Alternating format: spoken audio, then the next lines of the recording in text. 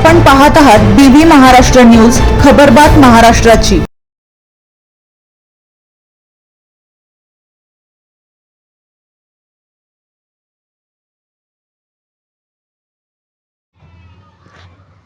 सटाणा येथे सोनम वांगचुक यांच्या समर्थनार्थ लाक्षणिक उपोषण। दिल्ली येथील जंतर मंतरवर सुरू असलेल्या सोनम वांगचुक व अभिजित दीपके यांच्या संविधानवादी आंदोलनाला नैतिक पाठिंबा दर्शविण्यासाठी आज सटाणा येथील तहसील कार्यालयासमोर वंचित बहुजन आघाडी बागलाण तसेच सर्व संविधानवादी युवा नागरिकांच्या वतीने एकदिवसीय लाक्षणिक उपोषण करण्यात आले। यावेळी आंदोलनकर्त्यांनी संविधान, लोकशाही, पारदर्शक शासन व्यवस्था आणि विद्यार्थ्यांच्या न्याय हक्कांच्या समर्थनार्थ जोरदार घोषणाबाजी केली। तसेच नीट 2026 परीक्षा प्रक्रियेत झालेल्या कथित गैरव्यवहारांची निष्पक्ष चौकशी करण्यात यावी आणि नैतिक जबाबदारी स्वीकारून केंद्रीय शिक्षण मंत्री धर्मेंद्र प्रधान यांनी राजीनामा द्यावा अशी मागणी करण्यात आली। आंदोलनादरम्यान तहसीलदार यांच्यामार्फत शासनाला निवेदन देण्यात आले। निवेदनात सोनम वांगचुक व अभिजित दीपके यांच्या आंदोलनाची दखल घेऊन त्यांच्या संविधानिक मागण्यांवर सकारात्मक निर्णय घेण्याबरोबरच नीट प्रकरणातील दोषींवर कठोर कारवाई करून विद्यार्थ्यांचा शिक्षण व्यवस्थेवरील विश्वास पुन्हा प्रस्थापित करण्याची मागणी करण्यात आली। या आंदोलनाचे नेतृत्व दादा दौलत खरे, महासचिव वंचित बहुजन आघाडी शेखर बच्चाव, माननीय तालुका अध्यक्ष बागलाण यावेळी पत्रकार श्रीकांत रौंदड, काँग्रेसचे शहराध्यक्ष किशोर कदम, विद्यार्थी प्रबोधिनी खरे, संजना परदेशी यांनी केले। यावेळी दादा खरे यांनी सांगितले की दिल्ली येथील सोनम वांगचुक आणि अभिजित दीपके यांच्या आंदोलनात सोनम वांगचुक यांना ज्या पद्धतीने उचलून नेले ते अतिशय लांछनास्पद आहे। लोकशाही पद्धतीने चालणाऱ्या आंदोलनाला शासनाने अतिशय वाईट वागणूक देत हेटाळणी केली आहे।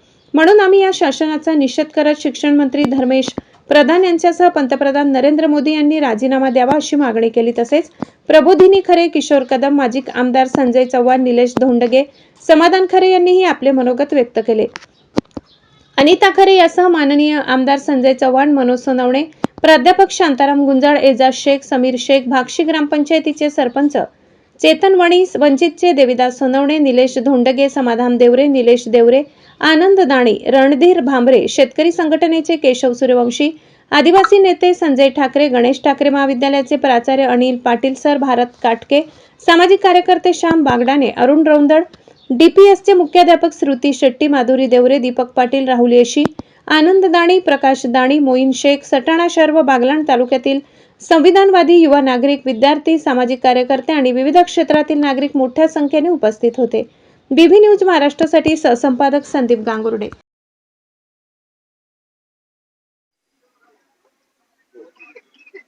आज आपण या ठिकाणी सोनम वांगचुक यांनी जे दिल्लीमध्ये जंतर मंतर या ठिकाणी उपोषण चालू केलेले त्याच्या पाठिंब्यासाठी आज पूर्ण भारतामध्ये ज्या पद्धतीने साखळी उपोषणाची सुरुवात झाली, तसंच आज बागलाण या ठिकाणी देखील या उपोषणाच्या पाठिंब्यासाठी भरपूर मंडळी या ठिकाणी सटाणावासीय त्यांच्या पाठिंब्यासाठी उपोषणासाठी बसले आहेत। तर आपण या ठिकाणी त्यांच्या काय प्रमुख मागणी आहेत ते आपण जाणून घेऊया। तर या ठिकाणी उपोषण करते जे दादा खरे यांच्याशी आपण त्यांच्या मागण्या आपण समजून घेऊ। तर सर, या ठिकाणी तुमच्या काय प्रमुख मागण्या आहेत? नमस्कार, मी दादा दौलत खरे, वंचित बहुजन आघाडी तालुका महासचिव। गेल्या 20 ते 22 दिवसापासून दिल्ली येथील जंतर मंतर येथे सोनम वांगचुक आणि अभिजित दीपके यांचं जे संविधानिक मार्गाने जे आंदोलन चालू होतं त्या आंदोलनाला कुठेतरी दडपण्याचा प्रकार ही हुकुमशाह सरकार करत आहे। आणि परवाच्या दिवशी जे सोनम वांगचुक यांना जबरदस्तीने बळाचा वापर करून उचलून नेण्यात आलं त्याच्या निषेधार्थ आणि त्यांनी जे आवाहन केलेलं होतं की 20 तारखेला ज्यांना शक्य आहे त्यांनी दिल्लीला यावं आणि ज्यांना शक्य नसेल त्यांनी आपल्या स्थानिक पातळीवर आपण समर्थनार्थ आंदोलन करावं, या उद्देशाने आम्ही सर्व बागलाणकर वासीय आणि इथले तरुण यांनी इथं आज आम्ही त्यांचा पाठिंबा म्हणून इथं एक दिवसीय लाक्षणिक उपोषण करत आहोत। आमच्या प्रमुख मागण्या अशा आहेत की ज्या नीट मध्ये जो घोटाळा झाला त्या घोटाळ्याचा त्यांनी तिथले जे शिक्षण मंत्री आहेत त्यांनी ती जबाबदारी स्वीकारून धर्मेंद्र प्रधान यांनी राजीनामा दिला पाहिजे आणि ज्या विद्यार्थ्यांनी या नीटच्या परीक्षे संदर्भात आत्महत्या केली अशा 20 ते 22 विद्यार्थ्यांना किमान 1 कोटी रुपये त्यांनी सरकारने देऊ करावेत। त्याचप्रमाणे जो घोटाळा झालाय त्याचा त्रयस्थ पद्धतीने चौकशी करून दोषींना कठोर शासन झालं पाहिजे. आणि हे जे मोदी सरकार आहे, हे मोदी सरकार अतिशय हुकुमशाह पद्धतीने सत्ता चालवत आहेत. इथे प्रत्येकाचा मुसका दाबण्याचा किंवा गळा घोटण्याचा प्रयत्न चालू आहे. याच्या विरुद्ध इथल्या तरुणांनी, नागरिकांनी आवाज उठवला पाहिजे. त्याच अनुषंगाने आम्ही आज इथे उपोषणाला बसलो आहोत. नमस्कार, मी प्रबोधिनी दादा खरे. आज इथे बसण्याचं एकच कारण आहे की we stand with Sonam Wangchuk. इथं जंतर मंतर मध्ये दिल्लीमध्ये जेही आंदोलन चालू आहे तिथे तर आम्ही जाऊ नाही शकत, पण आम्ही इथे बसून तरी आम्ही त्यांच्या सपोर्ट मध्ये हे आम्ही आंदोलन करत आहोत. आणि माझं एकच म्हणणं आहे की धर्मेंद्र प्रधाननी रिझायग्नेशन दिलंच पाहिजे, कारण हे फक्त आमचं नाही तर आमच्या फ्युचर बद्दल पण आहे आणि आमचे फ्युचर जनरेशन जे आहे त्यांच्यासाठी पण आहे. तर मी इतकंच म्हणेल की जितकेही मुलं, स्टुडंट्स किंवा पॅरेंट्स असतील त्यांनी सपोर्ट करावा या पेपर लीक आंदोलनाबद्दल. थँक्यू. किशोर कदम, काँग्रेसचा अध्यक्ष. आपल्याला सर्वांना ज्ञात असेलच की 2014 पासून जेव्हापासून मोदी सरकार आलेलं आहे तेव्हापासून खऱ्या अर्थाने हुकुमशाही पर्वाला सुरुवात झालेली आहे. अमित शहा सारखं एक तडीपार व्यक्तिमत्व त्या ठिकाणी गृहमंत्री म्हणून या भारतावर राज्य करीत आहेत. आणि मोदी आणि शहा यांच्या माध्यमातून जे आतापर्यंत जे आता त्यांची वाटचाल तर हुकुमशाहीकडे आहेच, हुकुमशाही पद्धतीने वागत आहे. आता मागे सुद्धा 1 वर्ष अक्षरशः शेतकऱ्यांचं दिल्लीमध्ये आंदोलन चालू होतं. त्या आंदोलनात सुद्धा त्यांनी भेट दिली नाही किंवा त्यांच्या मागण्यांसाठी त्यांनी कुठलाही पुढाकार घेतला नाही. असं हे मोदी सरकार, त्यांना फक्त हा देश पेल ते देश पेल. आज जंतर मंतरवर जे सोनम वांगचुक यांच्या नेतृत्वाखाली जे उपोषण चालू आहे ते सुद्धा मोडकळीस आणलं. त्यांनी त्यांच्या पदाचा गैरवापर करून त्या ठिकाणी त्यांना अक्षरशः पोलीस दलांनी अक्षरशः त्यांना मारहाण करून कुठेतरी पडद्याआड त्यांना लपून घेऊन त्या ठिकाणून डायरेक्ट त्यांनी हॉस्पिटलमध्ये ऍडमिट केलं. ही कुठली आली? ही लोकशाही राहिलीच नाही. संविधानाचा अपमान करणे, लोकशाहीला अत्यंत घातक अशा पद्धतीने त्यांची सरकारची वाटचाल चालू आहे. आणि म्हणून आम्ही काँग्रेस पक्षाने या ठिकाणी सोनम वांगचुक यांना पाठिंबा देत आहोत. आता दिदीने सांगितल्याप्रमाणे शिक्षण मंत्री प्रधान यांनी ताबडतोब राजीनामा द्यावा. अनेक विद्यार्थ्यांचे आत्महत्या त्या ठिकाणी झालेल्या आहेत. या ठिकाणी क्लासेसच्या निमित्ताने त्यांचं सरकार सुद्धा, आता तर आपण बघतो श्रीराम मंदिर त्या सुद्धा चोरी करतात. म्हणजे याचा अर्थ यांनी फक्त चोरी करणे, भ्रष्टाचार करणे या पद्धतीने यांचं हे सरकार चालू आहे. आणि म्हणून आणि उपोषण केलं. आम्ही उपोषणाला बसलोय. आजपासून आम्ही देशद्रोही, त्यांच्या विरोधात कोणी बोललो देशद्रोही.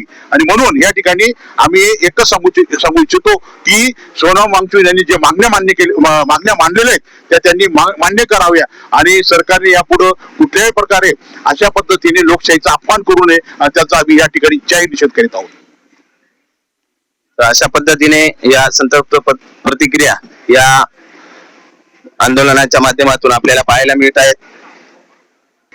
या ठिकाणी राष्ट्रवादीचे युवा नेते चेतन वनीस, लोकनियुक्त सरपंच हे देखील या ठिकाणी आलेले आहेत. आपण त्यांच्याकडून जाणून घेऊया त्यांना या आंदोलनाबद्दल. दिल्ली येथील जंतर मंतरवर मागील 20 ते 21 दिवसापासून सोनम वांगचुकजी यांचं जे उपोषण चालू आहे, जे काल परवा चिरडण्याचा प्रयत्न केला, पण ते आंदोलन तसंच, उपोषण तसंच चालू आहे. त्या आंदोलनाला पाठिंबा देण्याच्या हेतूने बागलाण तहसील समोर आज ही सर्व मंडळी उपस्थित आहे. मला शासनाला साधा सरळ प्रश्न आहे.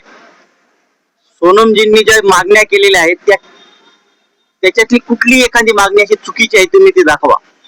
पहिली जी मागणी आहे की नीट जी परीक्षा झाली त्या परीक्षेत जो घोळ झाला तो कोर्टाने, शासनाने मान्य केलेला आहे.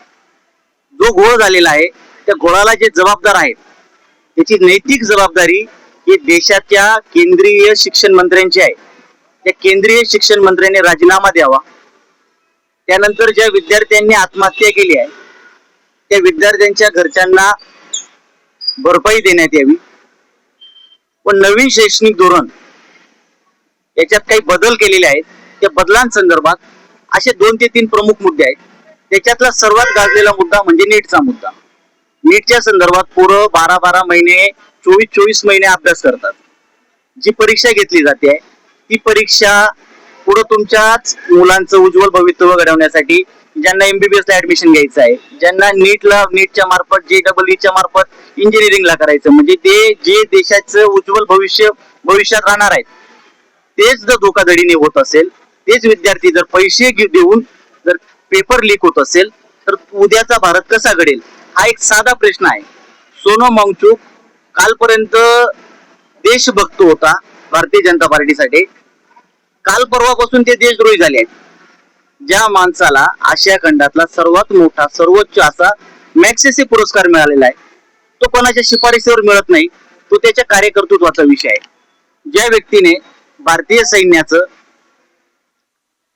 जे उंच टेकडीवर सियाचीन सारख्या परिस्थितीत भारतीय सैन्य काम करतं, तिथं त्यांना सोयी उपलब्ध व्हाव्या याच्यासाठी रिसर्च करून काही गोष्टी घडून आणलेल्या आहेत. त्यांचे अनेक रिसर्च आहेत. त्यांचं शिक्षण क्षेत्रातलं लेह लडाख मधलं काम खूप मोठ्या प्रमाणात आहे. तिथल्या लोकांना आदिवासी दर्जा भेटावा त्याच्यासाठी त्यांच्या वडिलांचंही आंदोलन होतं, तेही त्याच्यासाठी काम करत आहेत. असा माणूस कालपर्यंत देशाचे पंतप्रधान ज्यांना देशभक्त नावाने गौरव करत होते, काल फक्त भारतीय जनता पार्टीच्या धोरणांच्या विरोधात ज्या माणसाने उपोषण केलं, तो कालपासून देशद्रोही झाला. खरे देशद्रोही हे भारताच्या पंतप्रधान पदावर बसलेला माणूस, शिक्षण मंत्री पदावर बसलेला माणूस आणि या देशाचा गृहमंत्री हे देशद्रोही आहेत. आणि ज्याला काल उचलून नेलं ते सोनम वांगचुक हे खरे देशभक्त आहेत. ही लढाई कुठल्या पक्षाची नसून देशद्रोही विरुद्ध देशभक्त आहेत. देशभक्त जो आहे तो रस्त्यावर उतरलेला आहे आणि सर्व देशद्रोही हे भारतीय संसदेच्या पटलावर मंत्री म्हणून फक्त पंतप्रधान म्हणून मिरवत आहेत. आणि ही कुठली भारतीय जनता पार्टी नाही, तर राष्ट्रीय स्वयंसेवक संघाचा हा 100 वर्षाचा अजेंडा आहे. त्यांना मान्य नसलेलं संविधान, ज्या संस्थेचं स्वतःचे रजिस्ट्रेशनचे कागद नाहीत, जी संस्था रजिस्ट्रेशन नाही, जी संस्था या देशात अराजकता माजू पाहते आहे, अनेक प्रकारचे जातीमध्ये भांडण ते निर्माण करण्याचा प्रयत्न केला, ते होऊ शकत नाही.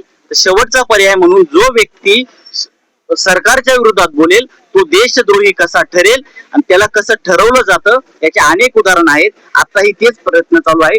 पण आम्हाला जे जाणीव होत आहे की ही अंतिम लढाई आहे, याच्यानंतर कुठलीही लढाई देशात होणार नाही.